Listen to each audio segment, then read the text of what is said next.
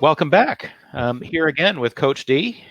This is the third in our series of discussions, really, conversations about reinvention. And the theme for this segment or the last couple of segments, has been the whole thing of mindset and getting really clear on what we're thinking, what we're telling ourselves, and being ready to change our thinking so that we can create new possibilities in our lives. And we left off in the last session talking a little bit about transferable assets. Yes. And Daryl, I'd love for you to, I know it wasn't necessarily going to be the next session, but because we foreshadowed it, let's pick up there and carry on that part of the conversation, because I think it's really important. Yeah, thank you. Again, it's good to be back with you again, Jan. And one thing I just want to do before we kind of segue over here is just to remind people, the last two sessions, keep working on that. Mm-hmm. Keep working on that. That's not something that changes overnight. You know what I mean? And we, sometimes I tell people it's almost like we're always working on this, because life can throw us curveballs sometimes. So we don't want to ever drop the ball on mindset and the need, to position ourselves to minimize the trauma of situations that may happen in our future by being prepared. Right. I'll say this real quick, and I'll jump into these transferable assets and skill sets. I tell folks, and this is not for fear thing, but and I know in the United, the whole thing in the United States and globally they're looking at it, but they're talking about this revisit of COVID back in the fall.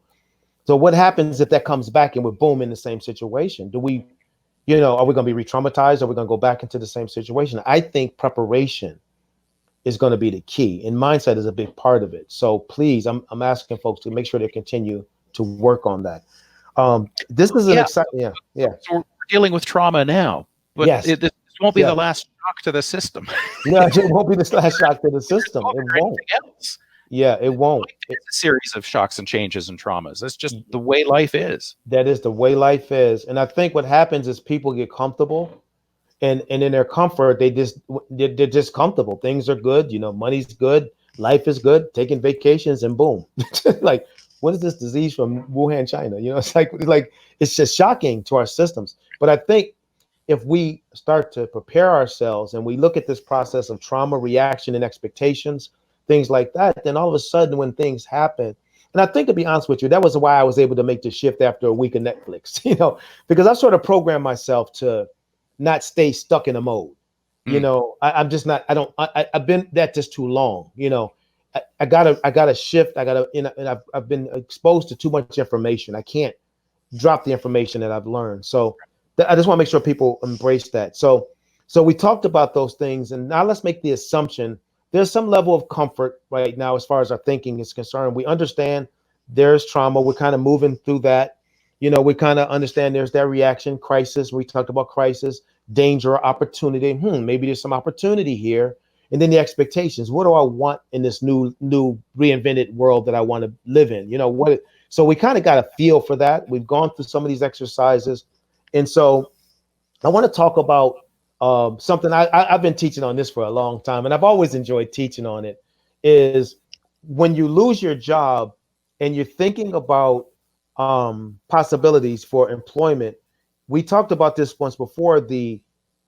Most people want to go back to what they've always done, and that's not always the case.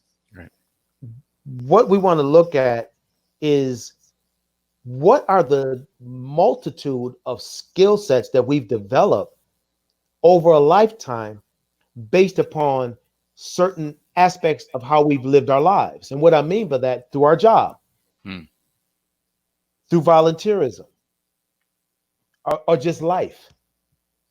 There's so many skills that we pick up through our job. And we tend not to think of all of those, right? There you go. Mm-hmm. We tend not to think of all of those. We tend to think employment from one dimension, what we've always done. But what we don't realize is it doesn't, and this is not high level stuff. This can be, you can be, like a vice president of U.S. sales. You could be in any position and learn certain skill sets. You could be in customer service where you've learned sales techniques, working with people.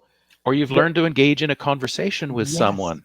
Yes, absolutely, which is as valuable. as basic as that sounds, the Yes. ability to engage with someone in a conversation is a skill that's in high demand in so many places. High demand, especially in this virtual universe that we're dealing with. There's a lot of communications going on. And Mm-hmm. so you have that gift that maybe, and I don't want to go too far into all of this, but I like Dr. Howard Gardner's theory of multiple intelligences, how we're born with these different intelligences and all. But these transferable skill sets are skill sets that, again, through employment, through volunteerism, or just through life. Mm-hmm. Um, my neighbor, I mentioned him multiple times. He had a job doing something, and he kept getting laid off from that particular line of work. But you would always see him out there fixing cars. He loved his cars. He was always working on cars. He actually built one. He built his own car. And so I guess I never really asked him, but I guess he got to the point where he probably said enough of this. Mm. And he started his own auto mechanic place that's thriving. But that was a hobby to him. He wasn't, that wasn't his career. And Right. now I bet you he's probably doing better with that career, his current career, than he was the previous. And so what I'm saying is that's a life experience. That wasn't even volunteerism. That wasn't work. That's something he was good at doing. It was a hobby. It was a hobby, Yeah. that he's turned into a career. Some people volunteer. Mm. They volunteer for organizations, and they sometimes lead in the volunteer capacity, where they're delegating responsibilities and they're getting people to do this and do that. So Well, yeah, and so it's funny, Daryl. If I can just piggyback on that for a please second, do. because Mm-hmm. over the last 3 years, I've had the immense privilege to work with a couple of foundations that work with veterans who've come back Mm-hmm. from service and are really having a tough time reintegrating into civilian life. Mm-hmm. And a big part of that struggle comes from the fact that often they get stuck trying to figure out how to convert the skills, if you like, that they had in the military into something that a civilian recruiter would understand. And when we're talking to them, it's often they've been out for a while, they've struggled to find work, sometimes for several years, just never really gotten the traction that they were looking for, and they're a little beat up and they're a little bit hopeless. Mm-hmm.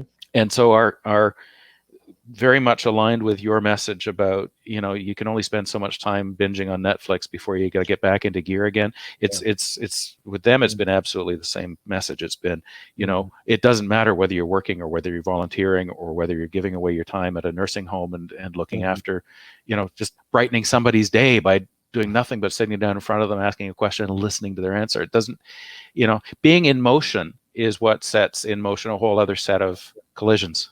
Mm-hmm. Right? There's no collisions possible in your living room watching Netflix. None. But to your point, it's in the act of being out there that you're going to run into other people.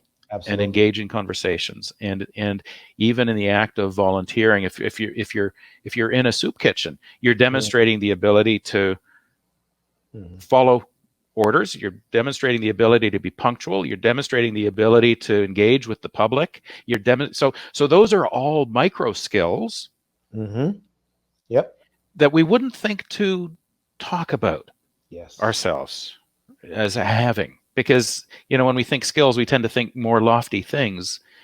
But if I've demonstrated the ability to do this, and that, even in the course of my volunteer activity, guess what? Those are completely transferable, to your point.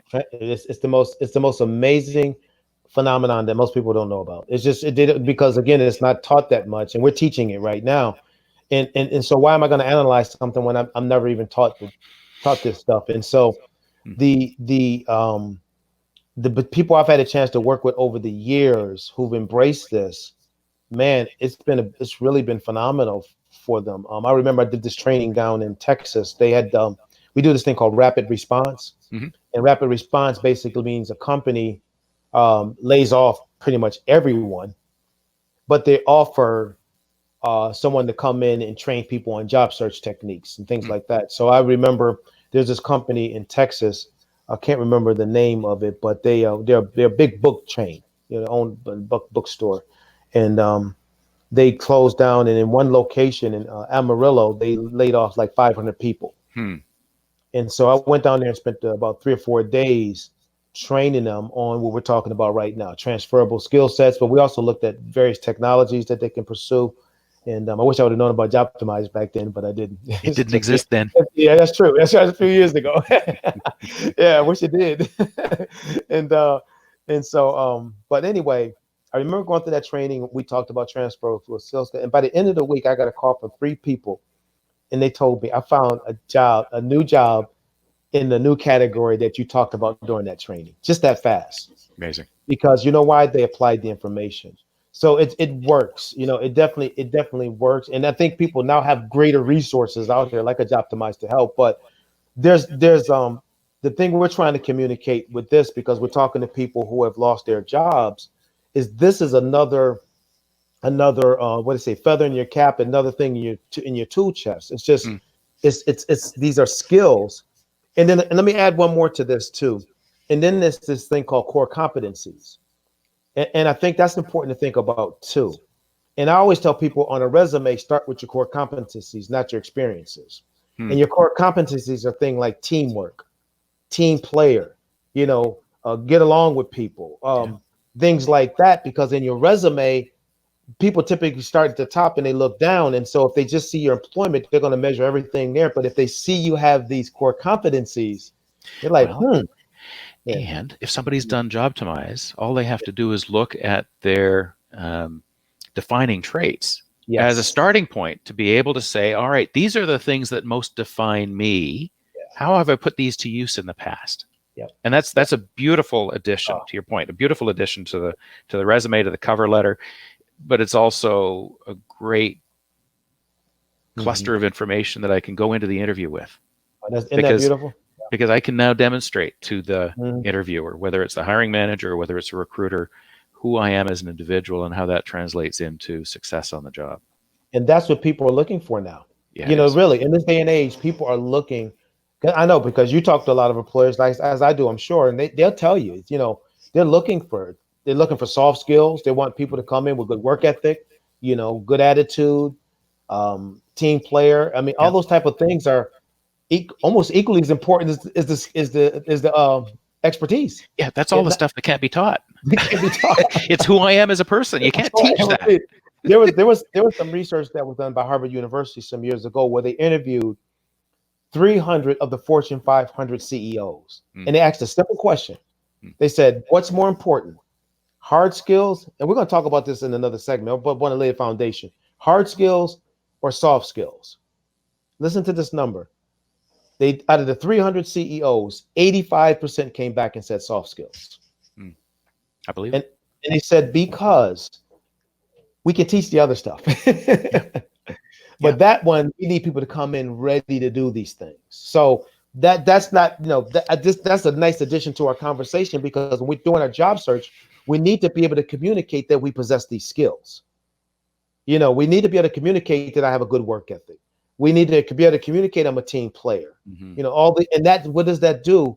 That sets you above the pack. Right. So back to transferable assets. I mean, if we were to leave this session with a set of steps that somebody could take in order to start to take stock of their transferable assets, Daryl, how would they go about that?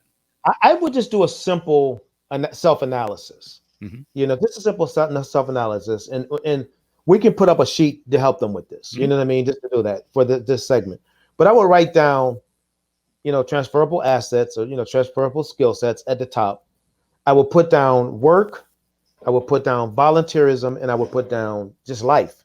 And I would maybe come up with 4 or 5 things that have skill sets that have emerged from the 3. I mean, it's amazing.